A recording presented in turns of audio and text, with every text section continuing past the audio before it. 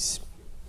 Kuf Yud Beis, right in the middle of the page. So if you remember again, the topic that we are in, which we began last week, I think even on Thursday or Friday of last week, was what the Ramchal called Hachatoim Hamediniyim Hanoladim Mechevras Bnei Adam.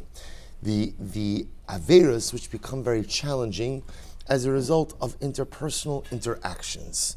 Right? So these are the Averos that come up as a result just of dealing with people day in and day out. So the first issue that Ramchal dealt with was embarrassing people. Embarrassing people, saying things that are humiliating, saying things that are embarrassing. Ona'as dvorim, right? Reminding a person, like the example of reminding the Baal Tshuva of his past life, reminding the Ger of his past life, so on and so forth. And Ramchal explained that very often we transgress these things, sometimes maliciously, but the truth is more often than not really unaware. Totally unaware that sometimes we're saying something. We've all had situations like this where I say something to someone, I didn't even realize that it's something that's embarrassing, but yet the person is incredibly humiliated about it. And again, it says Maisim B'chol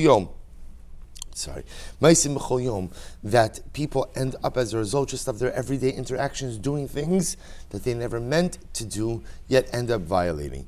Another area, says Ramchal, where a person has to be careful is in the realm of giving advice. It's actually quite interesting. Shaninim b'taras kanim lifnei ivar lo sitei michshol. So remember, the pasuk says that you are not supposed to put a stumbling block in front of a blind person. And so the Gemara darshans lifnei suma badavar. So remember again, the idea that Chazal explained is, goes without saying, that you actually should not put a stumbling block in front of a blind person. And we'll say, like Bepashas, even if the Torah didn't say that explicitly, if someone is actively blind, it would seem to be understandable that I should not actually put something in front of them that they could trip on. Therefore, Chazal understood that really it's a reference not necessarily to someone who's blind in terms of their vision, but someone who's blind in a certain area of life. So if someone comes to me for advice and asks me for advice in a certain area because they are blind in that area, I should give them appropriate advice, and I should not go ahead and place a stumbling block in front of them. Amar lecha bas ploni mahi lakuna. If somebody asks me about a certain woman, is she permitted to marry a Kohen? Al tomar lo kshera v'hi eino ela psula. Don't say to the guy, yes, she is kshera, when you know in fact that she's not. Hayanotal ba b'cha itza. Al titin lo itza she'ena hogenes lo. Va'al tomar lo mechar sadcha v'kach lecha chamar. Va'ata okif alav v'not lo mimeno. So it's actually interesting. So what the Ramchal is giving over here is two different examples. So giving bad advice could be just saying things that are misleading, that lead people on a wild goose chase. Right? So again, his example over here is somebody asks me about the shidduch.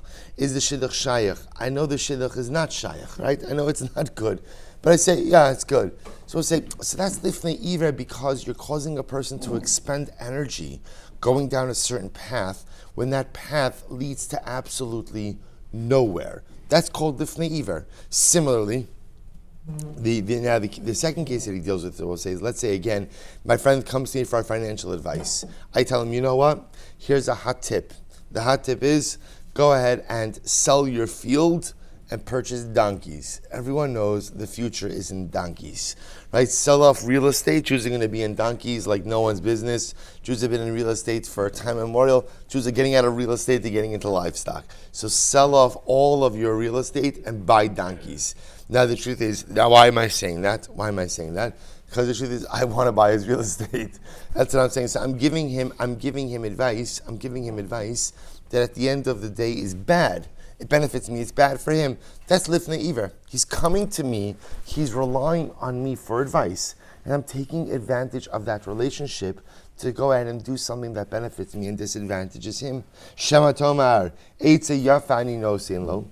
So maybe you'll be able to justify it. Well, no, everyone knows donkeys. Mamish, that there is a future in donkeys. Hari hadavar masr lalev shene'emar v'yareisa me'elokecha. Therefore, we'll say the pasuk says, "Lifnei iver lo sitei michshol." Do not place a stumbling block in front of a blind person. V'yareisa me'elokecha. Fear God. We'll say, what's the juxtaposition? Because sometimes we give advice and we say things and we convince ourselves that it's for the benefit of the other. But in reality, it's not. So just know you could convince yourself of whatever you want. But HaKadosh Baruch Hu knows the truth. HaKadosh Baruch Hu knows at the end of the day why you're saying what you're saying. Right? Is it because ultimately you're really trying to benefit Ploni? Or is it because you're trying to benefit yourself? Page Kuf Yod Gimel. Nimtzenu Lemedim.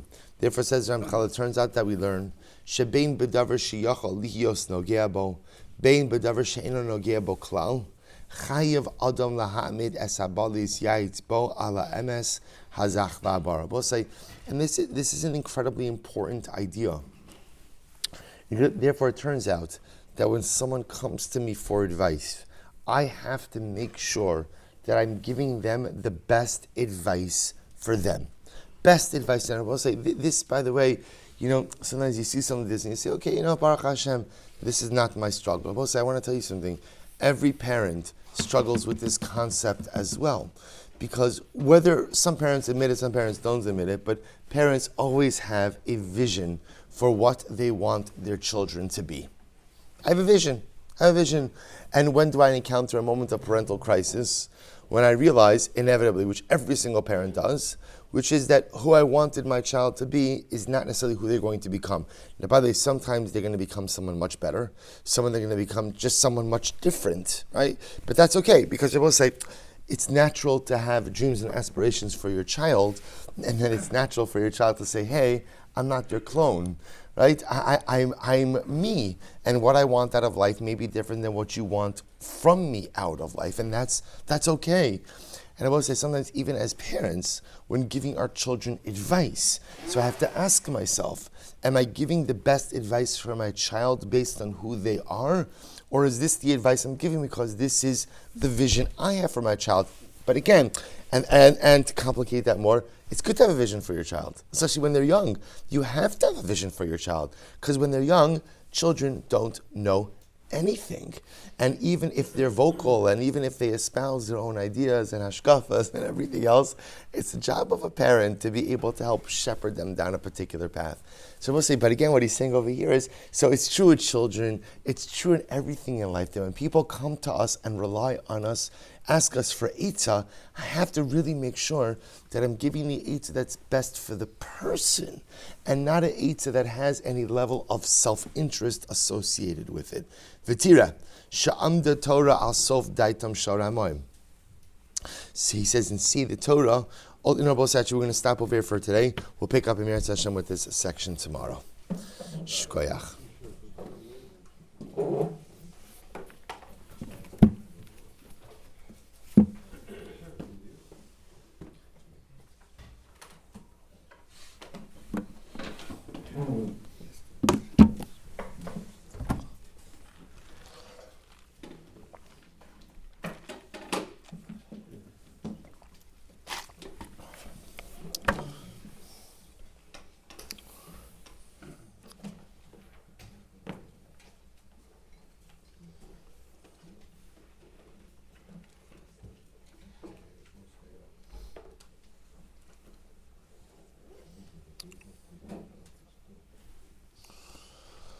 All right, we'll say good morning. Let's begin.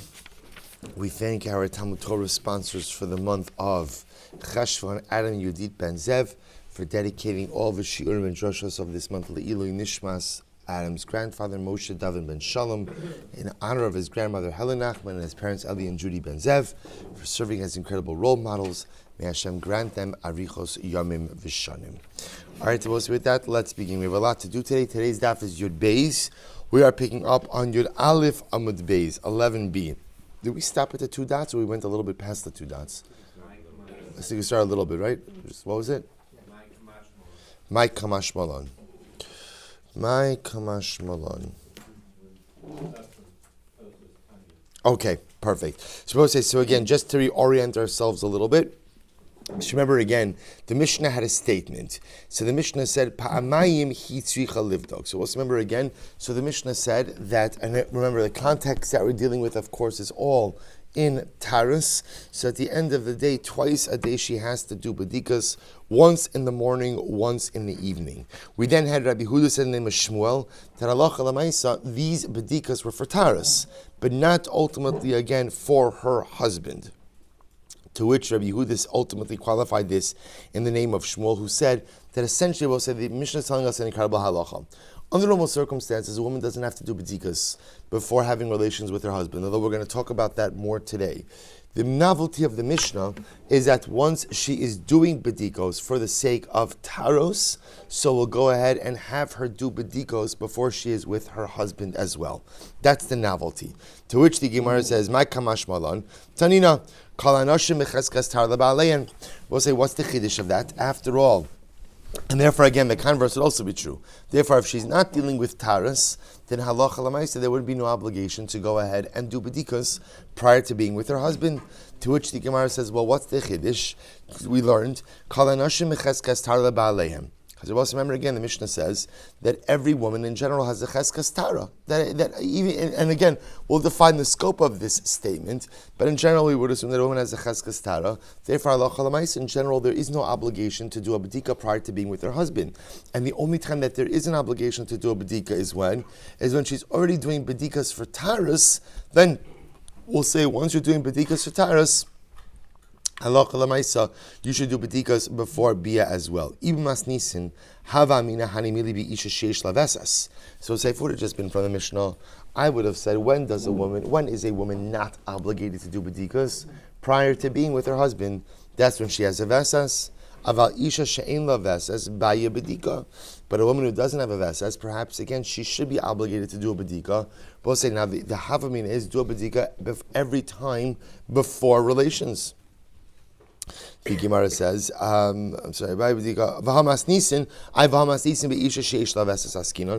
the Mishnah is dealing with a woman who does have a vesas, and yet the Mishnah is saying that halacha l'maisa, once she's doing bedikas for taras, she has to do bedikas for her husband as well. Masnisin bein sheyesh lavesas bein lavesas. Truth is, the Mishnah is speaking about both types of women. V'hak kamashmalan da'av agav diyesh lavesas. And I will say the novelty of the Mishnah is even though she has a vesas, and I will say because she has a vesas, because she has a regular cycle, so we would therefore again we would be tempted to say that because she has a vesas, therefore I will say there's absolutely no need for her to do any kind of bedika prior to relations. Migo de baya bedika lataras, baya nami bedika labayla. So we'll say, so again, it appears that the great novelty of our Mishnah is as follows. Once she is doing regular bedikas, ultimately again for taras, which remember again, how many times a day for taras? Pamayim, once in the morning, once in the evening. Once she's already been doing bedikos for that reason, the Mishnah's idea seems to be we're going to make her do bedikos prior to, before and after relations as well. Who is this referring to? This is referring to all women, even a woman who has a veses kavua. So we'll say this seems to be just almost like another layer of chumrah for a woman ultimately who is engaging in taras. But we'll say, but the inference of this would be that what? That if a woman is not involved in taras, therefore what? Therefore halacha l'maisa, there would be no obligation for any type of bedikos before and after bia. But Shmuel already spoke about this once before. Damar Rabbi Zera, Rabbi Abba Bar Yirmiyah, Amar Shmuel, Isha she'ein la veses asru l'shamish ad shetivdok.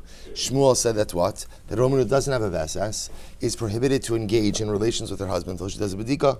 V'okimnan, we establish this as dealing with what? Ba'osekes b'taras, as a woman who's dealing with taras. Only once she is obligated to do bedikos for taros will we make her obligated to do bedikos ultimately again before relations with her husband. To which the Gemara says, Chada michlal chaverta itmar. Okay, even though it's a bit repetitive, one was learned out from the other.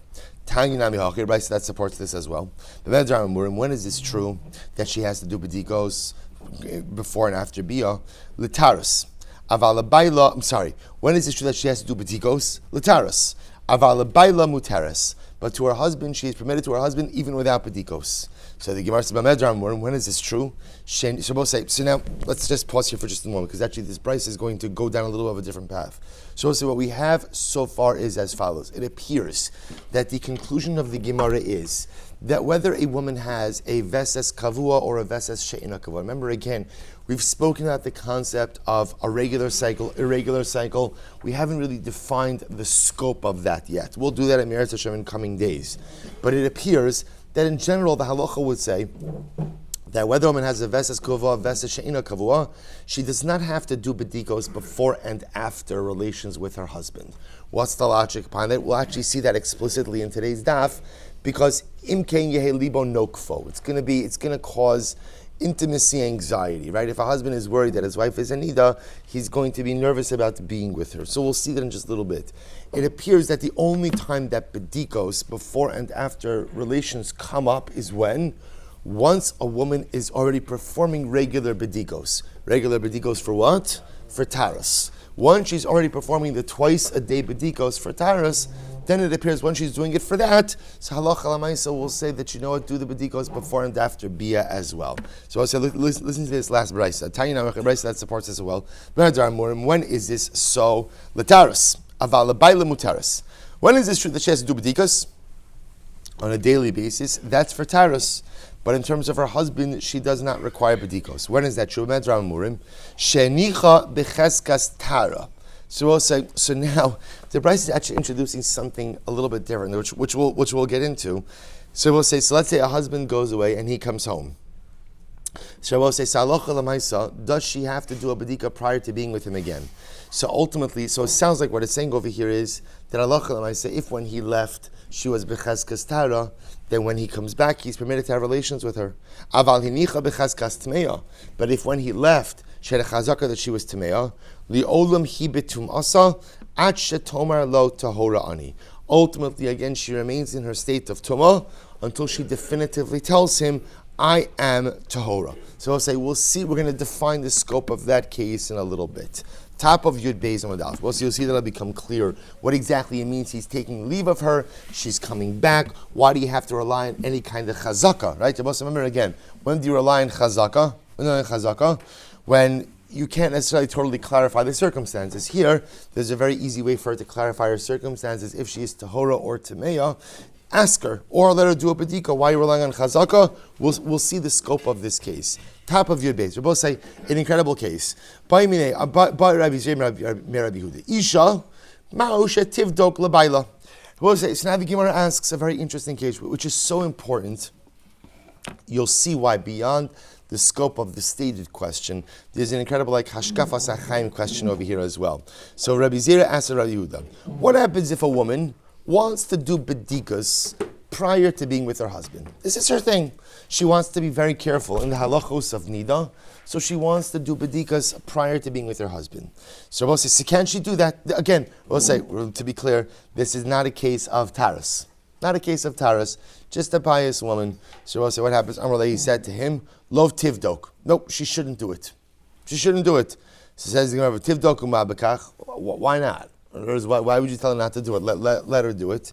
To which the Gemara says, Imkain libo nokfo uporesh. Because I will say, ultimately, again, if she's always checking and always concerned that she's a niddah, what's going to happen? Libo nokfo means it's going to be repulsive to the husband, and ultimately, again, he's going to separate from her. The idea being that if she creates anxiety around intimacy, that she's always worried that she's a niddah, then halacha l'maisa, that is just going to take away from any ability for a husband and wife to forge a meaningful, intimate bond. Therefore, again, Rabbi Yehuda paskins, she should not do these extra bedikos. And I will say, by the in general, so that's halacha l'maisa, and we'll see how that translates into halacha in different ways. So another case, Isha Mausha tivdok atzma kashir vesas kedei lachayev baila chata. So we'll say a very interesting case here. What happens? So we'll say we're going to get into the interesting topic of dam machmas bia. So we'll say if let's say a couple has relations and a woman sees blood, or for that matter, even the man sees blood right after relations. So we'll say so that is a problematic situation we're going to define the scope of it because not every situation is problematic, but it could be a problematic situation that creates ultimately a niddah reality for the woman. Why would it create a niddah reality for the woman? Because I say there's a concern that maybe it's uterine blood, maybe ultimately it's dam niddah, and maybe she actually even had a hargasha. Right? We spoke about hargasha a little bit. Right? Hargasha on a basic level is the concept of psichas pia makar, the opening of the uterus, where ultimately again she feels the blood coming out. And maybe there was a hargasha, but the hargasha was masked by the sensation of the bia. So maybe ultimately again we're dealing with a real case of niddah da'oraisa. So dam machmas tashmish, dam machmas bia is a very significant case. Again, we'll give it its due time and understand it, but right now what the Gemara is asking is as follows. Should a woman check herself? Kashir veses in this case means immediately after bia, immediately after relations. What would be the advantage of going out and checking herself immediately after relations? Sahalacha lamaisa kedei lechayiv baila chatos. Because we'll say if she checks herself, kashir veses means immediately, literally immediately after the bia is done.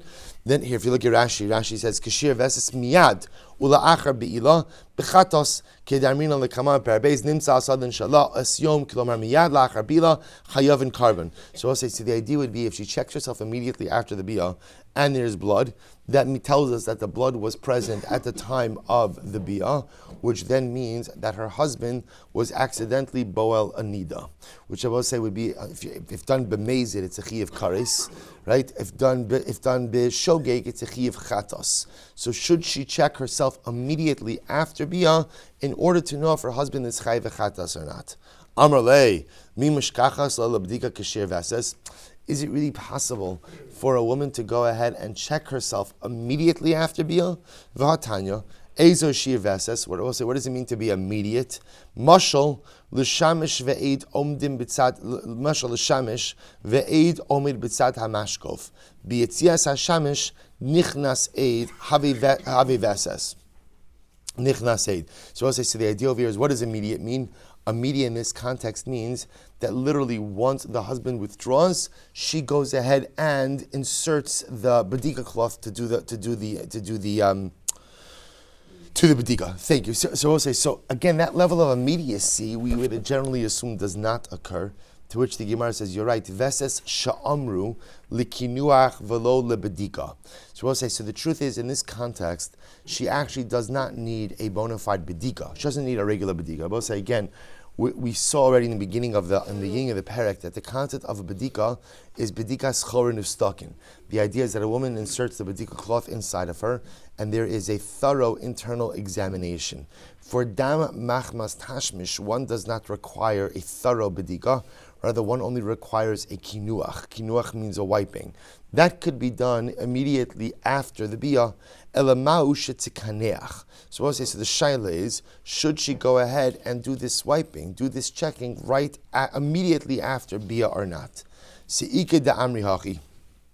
Others have a different version of this discussion. So we'll say in the first version of this discussion, so the shaila ultimately is, halacha l'maisa, should a woman do this examination? Again, it's not a bediga, but rather it's what's called the kinuach, a wiping, immediately after bia. Now we'll say, what would be the advantage of doing it immediately? To see if her husband is chayv chatos. Because if she finds blood right there immediately after the bia, that tells us that the blood was there during the bia as well, which means the husband was accidentally with his wife who is a niddah. That's a chiyuv chatos. Se'ike da amri hachi. Others have a different version of this. Boi minei. Isha ma'usha tivdok atzma kedei lechayev baila asham talui. So others have a different version, that the shaila is not really a chatos, the shaila is an asham talui, which I will say, what's the mile of this version? See, when do you bring a chatos? Well, so we know we're an expert in all of these things, right? We finished Seder Kachim. So I say, bring a chatos when you know definitively that you have violated something b'shogeg, that had you done it intentionally would be a chiyuv kares. Asham talui is when you're not sure. So the ikadami, the other version of this is, I will say, even if she wipes immediately after bia and finds blood, can you say with absolute certainty that blood was there at the time of the bia? Can't do with absolute certainty. So really the shayla is not that she would be mechayiv for husband a chatos, but better say that she would be mechayiv for husband an asham talui, right? A carbon brought for a possible infraction. Amar lo, so we'll say either way the bottom line is, he answered, lo tivdok. No, she should not do such a bedika. V'tivdok umabekach. Let her check. Why would you say not to check? Well, why not?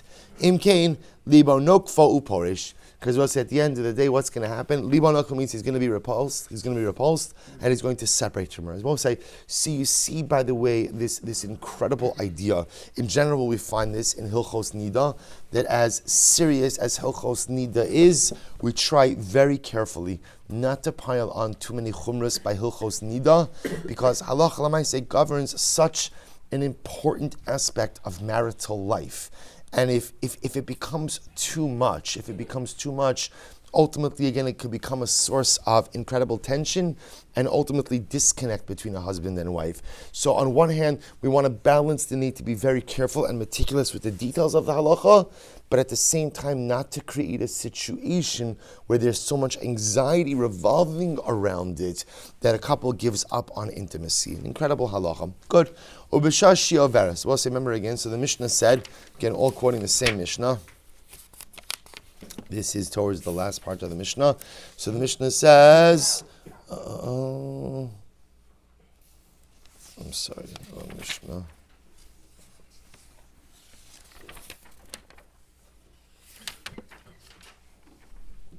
Sorry. B'shashi overes, l'shamish beisa. Right. So we'll say, so now the Mishnah said, remember, context of our Mishnah, a woman who's doing bedikas ultimately again for taras purposes. So it said, she has to do a bedika twice a day, once in the morning, once in the evening. And when she's going to have relations with her husband.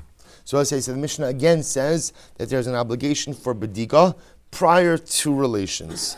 Amar Rabbi Ami, Amar Rabbi Yanai. V'zeu idan shel tzinuos. I will say this is considered to be the aid. Aid, by the way, is another name for a bedika cloth, right? Aid normally means a witness. Bedika cloth is a witness to what's happening with her.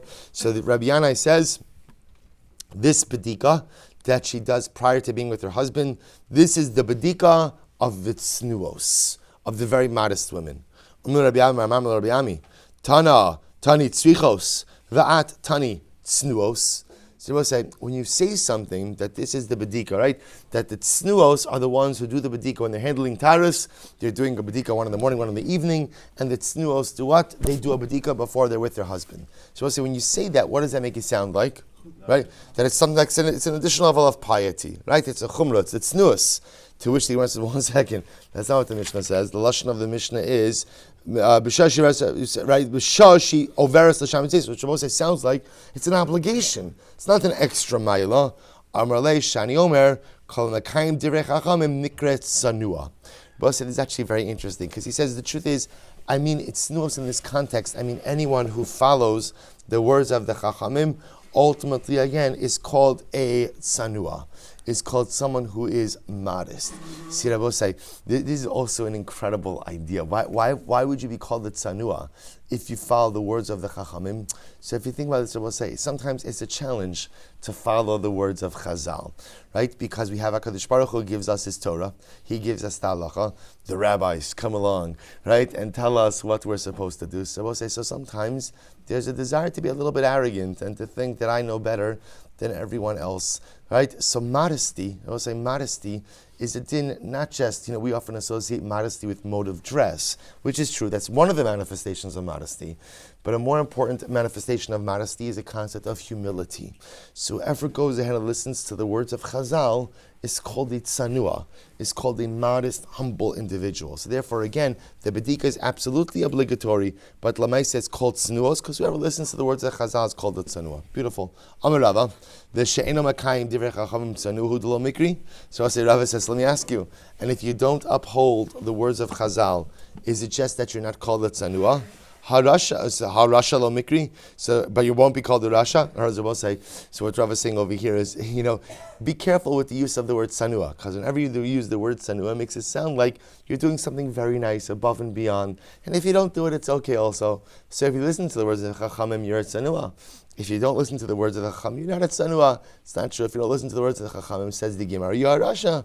Allah Amarava, Tznuos, Ad Shebatku Bo, Amarava. Rava says different. Tznuos, Eid, Shebatku Bo Atzman Lifnei Tashmish Zeh, Ein boat goes bo lifnei tashmish acher. So both say Rava says like this. The truth is, there's an obligation. The Mishnah is espousing an obligation, not the chumrah. That Allah said, we've already established this fact that if a woman is already doing bedikos for taras, we're going to make her do bedikos prior to being with her husband as well. So that we've established. So what's the extra level over here? The tznuos Rabosai would not reuse the same bedika cloth. The tznuos, if they use the bedika cloth for one bedika, ultimately again will not use it for another bedika. And I will say, so let's talk about this in just a moment. So first of all, it's hard for us to appreciate these things because we live in a disposable society, right? Everything is throwaway. I will say in a non-disposable society, let's say a woman did a bedika, and the bedika was clear. It was nothing there. Technically speaking, she could reuse that bedika cloth. There's absolutely no problem with it. The tznuos would not reuse bedika cloths. They wouldn't do it. They felt that even if there was nothing on the cloth, it could still potentially obscure a future bedika. Therefore, they would never reuse it. She'enon snuos, botkos, v'lo ichpas lahen.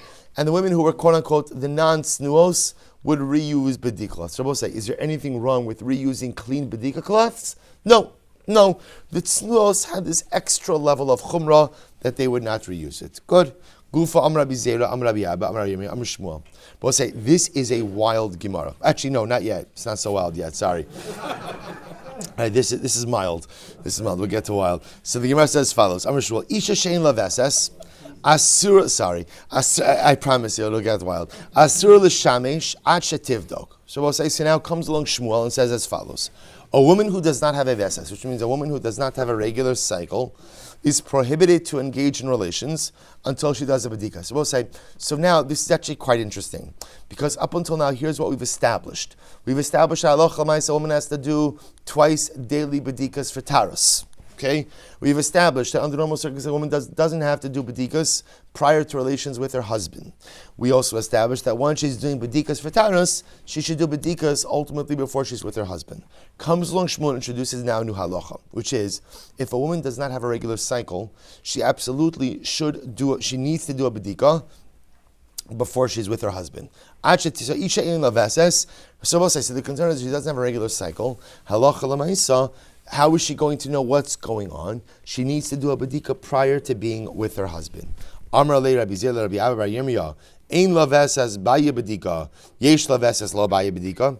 Are you telling me that a woman who doesn't have a veses is the one who requires a bedika, but a woman who does have a veses does not require a bedika?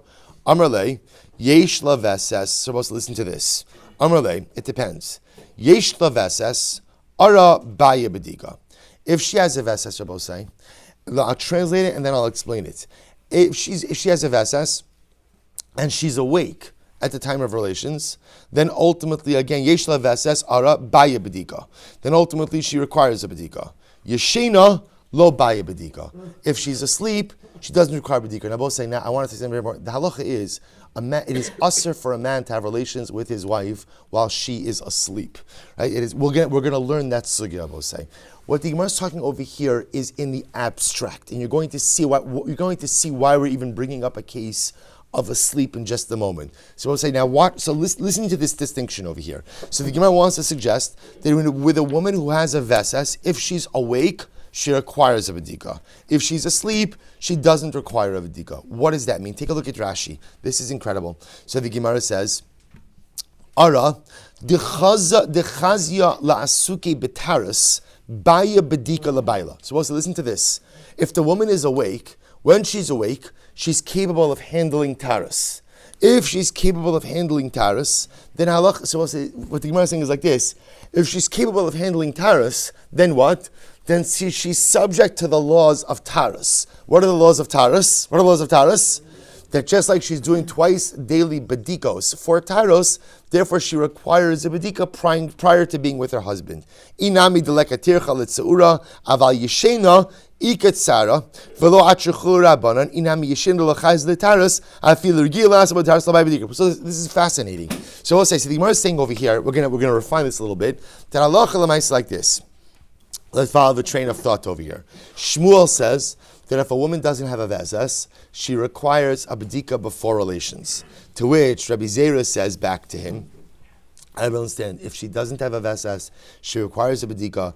If she does have a vezes, she doesn't require a bedika. So we'll say, so remember, Rabbi Zera doesn't understand that. Rabbi Zera says, our Mishnah is dealing with a case of a woman who has a veses kavua, who has an established cycle. Yet the Mishnah says that halacha l'maisa, she is obligated to do a bedika prior to relations. To which the Gemara then explains, you're right, it depends. If she has a veses, so we'll say, listen to the first construct. If she has a veses, when she is awake, quote unquote, she's obligated to do a bedika prior to relations. Why? Because when she's awake, she's capable of what? Dealing with taras. Therefore, she's in the category of taras and therefore requires a bedika. If she's asleep, where again, she's not in the parasha of dealing with taras, therefore no bedika is required ultimately again before relations. Ein la veses. What happens if she doesn't have a veses? Bein ara, bein yeshena, baya bedika. So I'll say if she doesn't have a veses, then whether she's awake or whether she's asleep, ultimately again, she requires a bedika. Amar Rava, v'lei malei, yesh la veses l'taras, baya bedika. Lebala lo baya bedika. So why don't you say like this? Rava should say like this. If she has a veses, then for taras she requires a bedika, but for a husband she should never require a bedika. Ein lo veses, but if she doesn't have a veses, afilu lebayla nami baya bedika. But if she doesn't have a veses, then I will say then that's the case where you should say that she should be required to do a bedika both for taras and for her husband. Umidlo amar lehach, in the fact that we didn't make this distinction, shmamina kasavar Shmuel kol lebayla lo baya bedika. But the fact that we did not make this distinction, Shmuel clearly holds that halacha l'maisa for her husband any time Shmuel holds that a woman need not do bedikos prior to being with her husband. So we'll say, so again, what we begin to see over here is as a same concept that we reinforced beforehand, which is that in general you see a reluctance on Chazal to mandate bedikos prior to relations as a result of the negativity that can engender. Further on this topic, Tan Rabbanon, Chamarnu Polin Abban Mibesa Avel, Mibesa Mishta. So this is an interesting case. So Chamarin and Polin, Chamarin are donkey drivers, Polin are workers. So we'll say, so the Gemara, remember this goes back to our Ksuvas days, where the Gemara explains every husband has an obligation of ona, has an obligation ultimately again of marital relations to his wife. So we'll say, so depending on what you do for a living determines the frequency in which you are obligated to perform that duty. So the Gemara says, here we're talking about Chamarin and Polin, who bought Beis Mishta. They're coming home late. Now, interesting, they're coming home late from where? For the Beis Avel or from a wedding? Okay, social gatherings, right? They're coming home late. So what happens? We'll say, what's the halacha? Nisheim lahem becheskas tara. Ultimately, again, their wives have a cheskas tara to them. The cheskas tara, ubain v'shoin imahen, bein yeshenos, bein aros. And they have the ability to be with them. Ba'in, so we're going to see what this lashon means. Ba'in v'shoin imahen. They have the ability to go ahead and shoin literally means like spend time. We'll see what that lashon means in just a moment. Whether they are awake or asleep. So also remember again, the asleep piece we're going to qualify. When is this true? So we'll say, so essentially what the Gemara seems to be describing over here is that a husband has the ability to assume that his wife is tahora, assuming that what? When he left, she was tahora. Aval hinichan becheskas tuma liolam hi tmea ache tomar lo tahora ani. But if when he left the house last time she was becheskas tmea, ultimately again she is in a status of tmea until she tells him, I am tahora. I v'hashmuel b'may mukila. But how would Shmuel set up this case? So we'll say if it's a case where she has a veses, then what do you do with the case of when she's awake? Ibishe'im la veses, and if she doesn't have a veses, kashin bein ara bein yeshena, to which the Gemara says the olam b'sheyesh la veses. Both listen to this. So therefore, what's the case we're dealing with over here? The woman in this situation has a veses. V'chevan shetava, and since Rabbi ultimately going to say, so the assumption over here is that when a man is away for some amount of time, so he doesn't just come home and have relations with his wife, but instead, again, he has to speak with her first, right? So Rabbi say, so it's good shalom bayis advice, right? So I'll say, so therefore, ultimately what that means, he's going to converse with her, he's going to talk with her. In other words, there'll be a mood of intimacy that is established before ultimately he has relations with her. Ein lecha badika gedola mizo. That is the greatest badika. Look at Rashi. What does that mean? Ein lecha badika gedola mizo.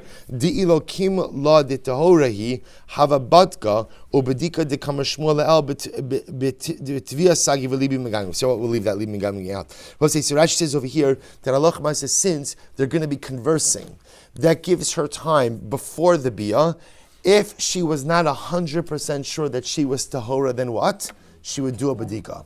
But the fact that she has this time before the biyah, again, allows her to be clear on her status, and therefore, again, if she's clear on her status, she need not do a badika. So the Gemara says, so we'll say, so this, by the way, this introduces something incredible over. So we'll say, so just there's a lot of stuff happening over here.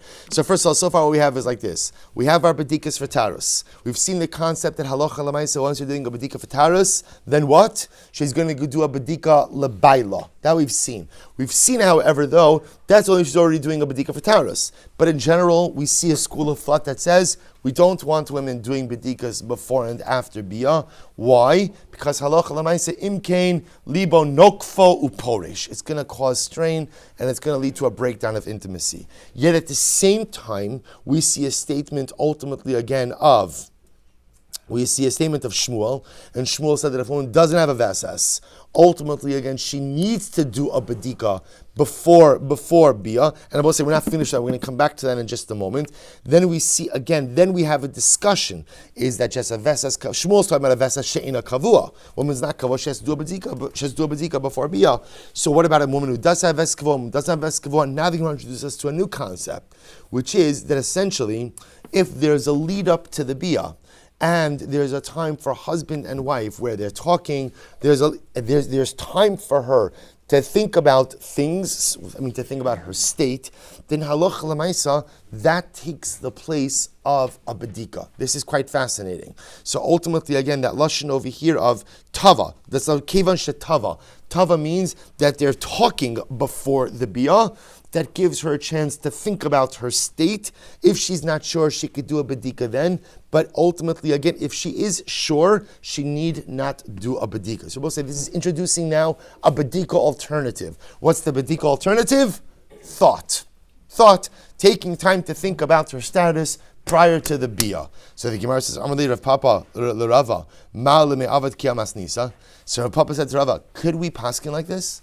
Could we replace the badika with thought, and just as long as she has time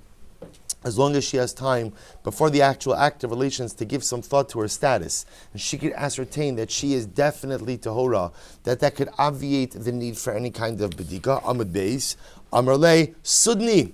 So he said to him, Talmid Chacham. Sudni is another name for a Talmid Chacham. Sudni lo demagnia ba'ape. So let's look at Rashi. Lo baya badika. Supposed to we revert back to what we said before. So remember again, this is Rav Papa asking Rava. Rava said back to Rav Papa, Talmid Chacham. That's he means it as a comment. You say, Talmid Chacham, I've already told you, no bedikas prior to biyah. So in general, we'll say we get rid of the concept of doing bedikas prior to biyah. Why? Because ultimately, again, we're concerned that it's going to cause a certain level of repulsiveness in the eyes of the husband. So we'll say, so again, so you keep seeing, we keep going back. So remember, we still have Shmuel, and we'll say we're not finished with Shmuel's idea because Shmuel's issue of a bedika by a woman who does not have a vesas kavua is going to be a very serious one that we're going to consider. But again, you begin to see this pushback against this bedika prior to biyah because of really the catastrophic impact it could have on a couple's intimacy. We'll say this is not the wild Gemara yet, but it's getting there. Watch this. Amar Rav Kana, we'll say this is kind of wild. Amar Rav Kana, Shaltinu le'inshi beisi d'Rav Papa v'Rav Huna b'rei Rav Yoshua.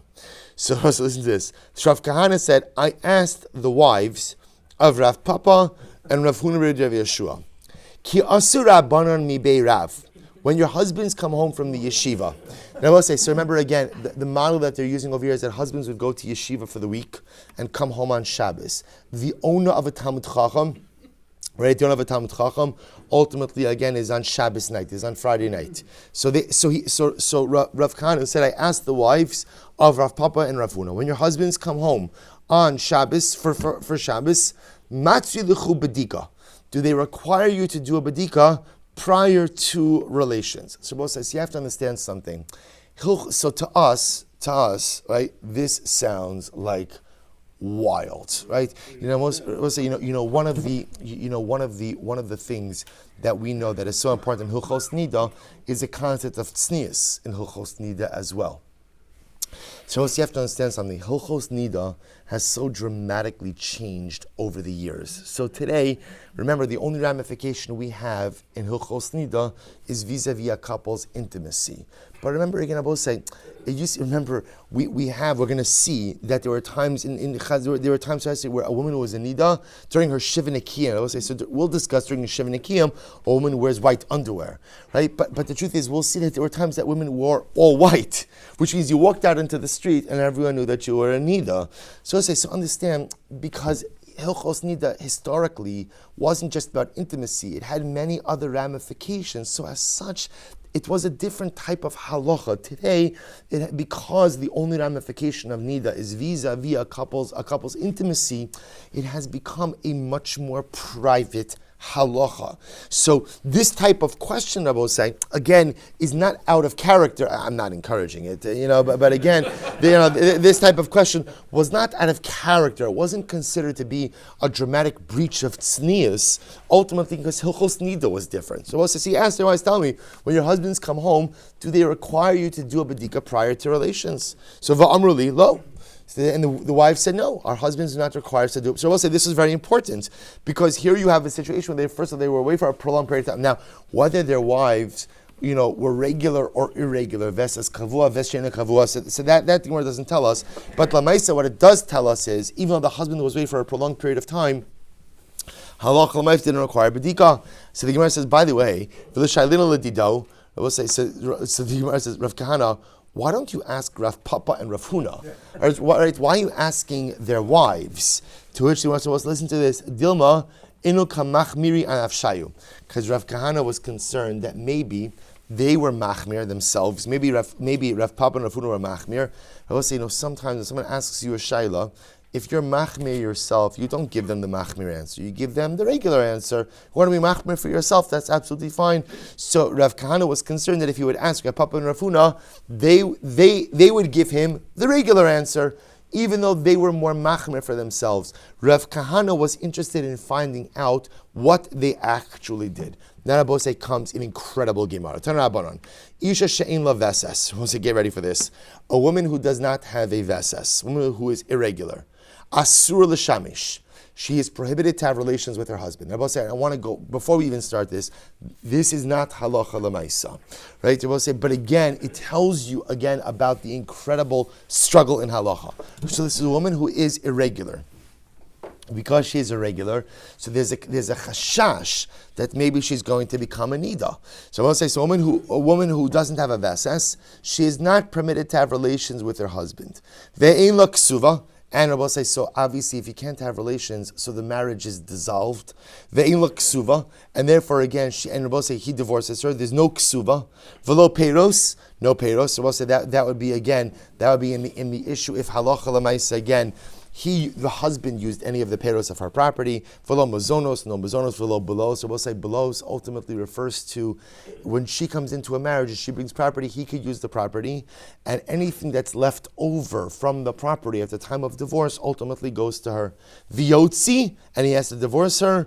V'lo machzir olamis, and he is never permitted to remarry her Dear Rabbi Meir. So Rabbi Meir says that you can't be married to a woman who is a vesa she'ena kavua. You can't, because we'll say, what's the concern over here? The concern over here is that ultimately, again, he will come to be boel and niddah. Ultimately, again, he will come to have relations with a woman who is a niddah, and therefore such a marriage is unsustainable. We'll say, in general, we're going to see this, but in the eyes of Chazal, a marriage without intimacy is an unsustainable marriage that is no longer halachically sanctioned. For one simple reason, someone is going to get themselves into trouble in such a union. So therefore Chazal said again, we'll see more of this a little bit later on. So therefore Amir says, if you can't have relations with your wife, then at the end of the day, such a marriage is unsustainable. Rabbi Chanina ben Antigonus Omer, Chanina says, calm down. Mishameshes b'shnei edim. No, there's a way to deal with this, right? It's just, we'll say this goes back to Shmuel's statement. It's just that what? If you're married to a woman who has a ves she'ena kavua, essentially, you're going to require a bedika before and after relations. Mishameshes b'shnei edim, ultimately, so remember again, mishameshes b'shnei edim means that ultimately, you have to be careful how you translate that phrase. Right? I'll say, but ultimately, again, what it means is, the eid over here is the bedika cloth, right? So ultimately, she uses one bedika cloth before relations, one bedika cloth after relations, and those ultimately tell us what is happening. Heim ifsua, heim tiknua. We'll say those edim, so to speak, those bedika cloths will tell us ultimately again if she's tahora or if she's tameya.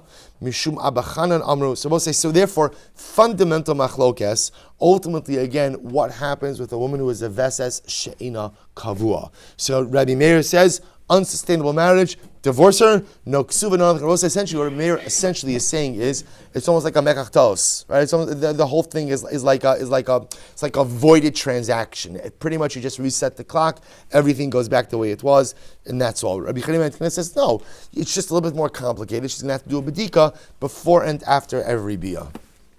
So the Gemara says, Mishum abachanan amru, oy lo lebala. Right? So woe to the husband of this woman.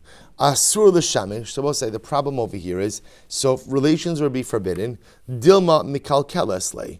Ultimately, we'll say we're going to see ultimately again what who Abachanan is commenting on.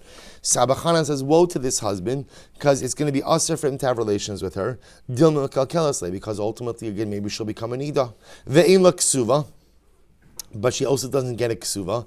Kevan de lo chazi labia, less like ksuva. So why doesn't she get a ksuva? We'll say because since this marriage is not one that lends itself to bia, therefore essentially it's a voided marriage, and therefore there's no ksuva. Velo peros, velo mazonos, velo belos. Shazi get peros, mazonos, belos. Why? Tanai ksuva kiksuvdan, because we'll say these are all what's called tanai ksuva. These are all right appendages of the ksuva. So once there's no ksuva, therefore there's no benefit of the ksuva as well. The yotzi v'lo yachzir olamis. So we'll listen to this. Now, he has to divorce her and can never remarry her. So we'll say, so pshita. So of course, meaning, so I understand why he has to divorce her, because the marriage is unsustainable. And of course he can't remarry her. We'll listen to this. Lo tzricha dahadra va'atakna. We'll say, no. What's the issue over here? After he divorces her, she becomes regular. Right? She establishes a cycle. So I might have thought that after she establishes a cycle, you should be able to remarry her. You can't. I'll tell you why. I was listen to this. Ma'odatema lehadre kamashwan de zimnin da azlo min sabah mutakna. But say, what are we concerned about? Let's say, he divorces her. She remarries someone else. And after a second marriage, or by her second, she becomes regular. She establishes a regular cycle. And what could the husband say? Va'amar ilu hayisi, the first husband. Va'amar ilu hayisi odeh shekach haya, afilu hayisem nosnimli mea mana, lo hayisi megarsha. We have a problem, right? What could happen? And we'll say, if it was permitted for him to remarry her, so he could say, we'll say, here's the case. Reuven is married to Rachel, right? Rachel is a ves she'ena kavua. So let's say, again, they get divorced. She marries Shimon, and she's regular now. Reuven finds out, and he says, had I known that Rachel could become regular, I would have never divorced her for all the money in the world. So we'll say that poses a significant get problem. The nimtza get batal ubanem amzerim. Therefore, we'll say, what do we do when he divorces her? We'll say the truth is we do this in Gittin all the time. all the time that halacha l'maisa, we say to the husband, you're divorcing her unequivocally. That even if some new piece of information comes to light, halacha l'maisa, you agree that you're divorcing her. That's why it says he divorces her, ve'ino machzir olamis. He is never permitted to remarry her. That statement means that essentially we tell him, even if she were to become regular at some later time, you still can never remarry her. Halacha l'maisa, she's asura for you forever. So the Gemara says, Mishum Abba Chanan Amru, in the name of Abba Chanan they said, Ay lo lebala. Woe to this husband who marries a woman who is a vesa sheina kavua. Shabbos says, so who is Abba Chanan? Who is he commenting on? Iked Amr Rabbi Meir, Amar le debai laagbuye ksuvasa. Shabbos says, so it could be that Abba Chanan is commenting on Rabbi Meir, but he's disagreeing with Rabbi Meir on one particular point. He agrees with Rabbi Meir that such a marriage is unsustainable, and therefore halacha l'maisa, the husband has to divorce her. But he disagrees with Rabbi Meir on one point, which is Rabbi Meir holds that she doesn't get a ksuva. Abba Chanan holds she does get a ksuva. She does get a ksuva. If you look at the third white line in Rashi, the baylag boy ksuva. Hachi kamarle at amrit elo ksuva. Honestly, the oilo lebala shenechsar memono devade yesh ksuva. So Abba Chanan says, look, not only does this guy unfortunately have to divorce this woman, but he also has to pay her a ksuva. Igidam Rabbi Chanina ben Antigonus kamarle. Others say that Abba Chanan is commenting on Rabbi Chanina ben Antigonus. The mikalkeles lei.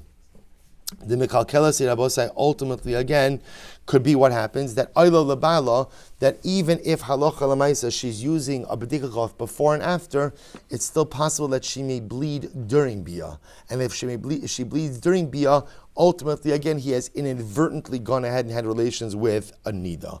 Amr Rabbi Yehuda Amr Shmuel halacha Rabbi Chanina ben Antigonus. Rabbi Yehuda said in Shmuel the halacha was Rabbi Chanina ben Antigonus. Namely, Rabbi said that halacha l'maisa, if a man is married to a woman who has a vesa she'ina kavua, so halacha l'maisa she has to do a bedika before and after bia. Ubemai, we'll say, what's the context? Ibasuka betaris. If we're talking about a woman who's dealing with taris, Hamra Shmuel Chadazimna. Shmuel already stated that halacha l'maisa, once she's dealing with taris, then what? She'll do a bedika for bia as well. The ibisheina suka betaris, ha amar kol lebaila lobaya bedika. But if it's someone who's not dealing with taris, we already established that what? That a woman does not do bedikas prior to relations with her husband. Isha